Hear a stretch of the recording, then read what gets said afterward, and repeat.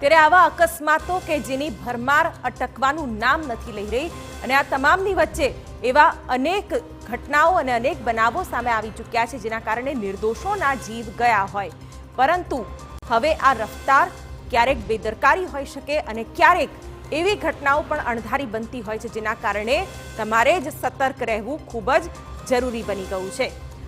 તમને દર્શાવી દઈએ કે હમણાં જ અકસ્માતોની ઘટનાઓ જોઈ, ક્યારેક તમારી સાથે પણ આવું બન્યું હોઈ શકે છે।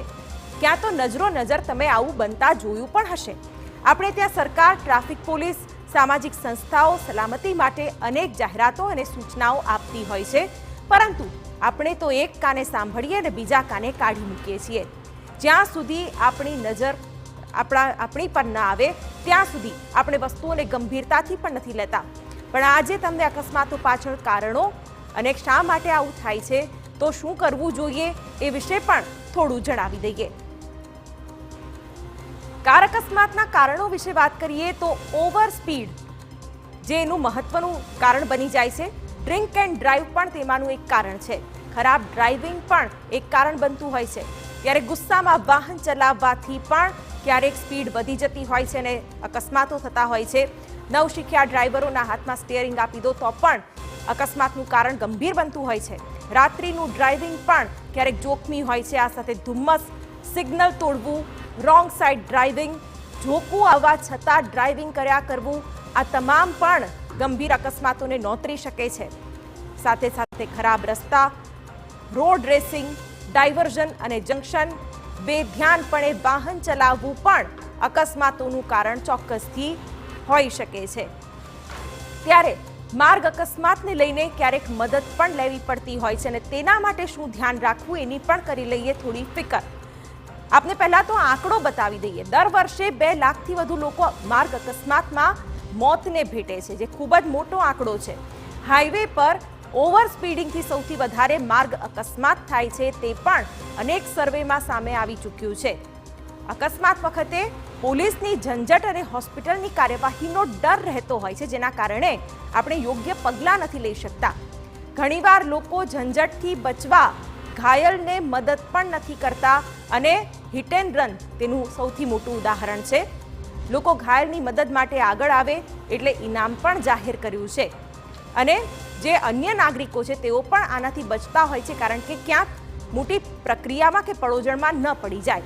માર્ગ અકસ્માતના ઘાયલને હોસ્પિટલ લઈ જનારને 5,000નું ઇનામ મળે છે અને હવે નીતિન ગડકરીએ રકમ વધારીને આ રકમ 25,000 કરવાનો પણ નિર્દેશ આપ્યો છે, જેથી કરીને લોકો પણ પ્રોત્સાહિત થાય અને મદદ કરવા માટે આગળ આવે।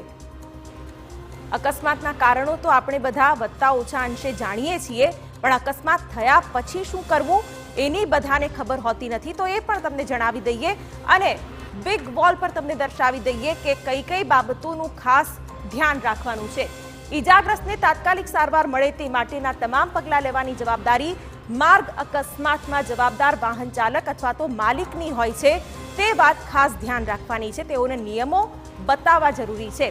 ગોલ્ડન અવરનો અર્થ કે અકસ્માતમાં ગંભીર ઈજા થયા બાદના પ્રથમ કલાક સુધીનો જે સમયગાળો છે જેમાં ક્યાંક વ્યક્તિને બચાવી શકાય છે। આ સમય દરમિયાન દર્દીને તાત્કાલિક તબીબી સંભાળ આપીને દર્દીને મોતના મુખમાં ધકેલાતો બચાવી શકાય છે। એટલે કે આ જે સમય છે તેને સાચવી લેવાનો છે અને તેને બચાવવાના તમામ પ્રયત્નો કરવાના છે। મોટર વ્હીકલ એક્ટ 2019ની કલમ 162 સબસેક્શન 1 હેઠળ ગોલ્ડન અવરમાં અકસ્માતના ઈજાગ્રસ્તને કેશલેસ સારવાર મળે છે। આ પણ એક જાણવા જેવી બાબત છે, જેથી કરીને જ્યારે તમે સારવાર માટે જાઓ એ વખતે તમને આ વાત ધ્યાન પર રહે। આવા કિસ્સામાં કાયદા મુજબ કાર ચાલક કે માલિકને ક્લેમ સાથે વળતર ચૂકવવાનું રહે છે। આ પણ અકસ્માત બાદનો એક મોટો નિયમ છે, મહત્વનો નિયમ છે, જે ક્યાંક ધ્યાનમાં રહેવો જોઈએ।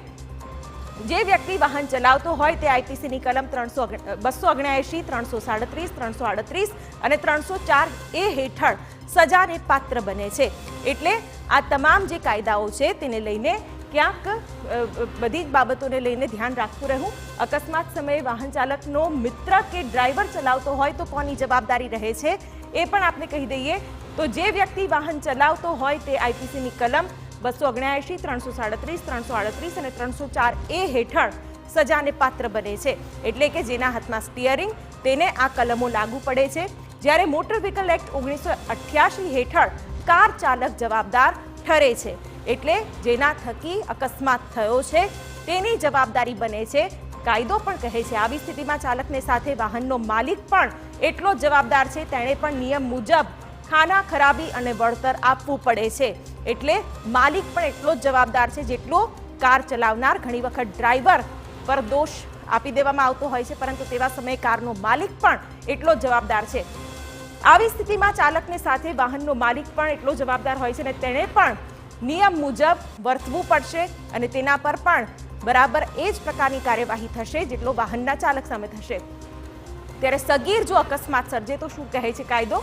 સગીર દ્વારા આચરાયેલા આ પ્રકારના ગુનામાં વાહનનો માલિક અથવા સગીરના વાલીને જવાબદાર ગણવામાં આવે છે. વાલીને એટલા માટે કારણ કે હજી ડ્રાઇવિંગની ઉંમર પણ નથી, છતાં પણ તેને વાહન ચલાવવા આપી દેવામાં આવ્યું છે, પરંતુ ગુનો તેમની જાણ બહાર થયો અથવા તો તેમને બનાવ બને નહીં તે માટે પ્રયાસ કર્યો હતો, તો પછી કઈ રીતે સગીરે અકસ્માત કર્યો એમાં નિયમો લાગુ પડે છે એ પણ તમને બતાવી દઈએ.